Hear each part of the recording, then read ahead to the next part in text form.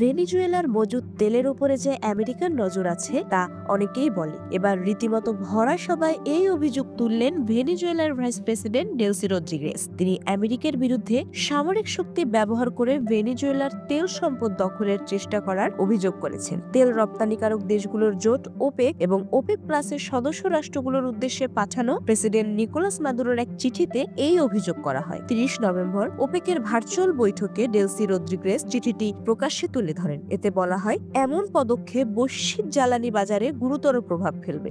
Rodriguez চিঠিটি পড়ে শোনান।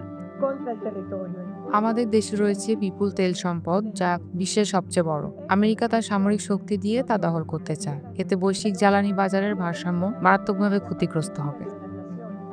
চিঠিতে ভেনেজুয়েলা তাদের প্রাকৃতিক সম্পদ রক্ষায় অঙ্গীকার এবং জাতীয় সার্বভৌমত্বের প্রতি দৃঢ় অবস্থানের কথাও তুলে ধরে। এবছর ওপেকভুক্ত ভেনেজুয়েলার তেল উৎপাদন দৈনিক প্রায় 11 লাখ ব্যারেলে স্থিতিশীল রয়েছে, যা 1990-এর দশকের শেষের সর্বোচ্চ উৎপাদনের 1/3-এরও কম। শিপিং ডেটা অনুযায়ী জুন থেকে অক্টোবরের মধ্যে দেশটির রপ্তানির 80% বেশি চীনমুখী হয়েছে। অন্যদিকে ক্যারিবীয় অঞ্চলে সামরিক উপস্থিতি বাড়ানোর ট্রাম্প প্রশাসন জানিয়েছে তারা মাদুরোর সঙ্গে আলোচনায় রাজি।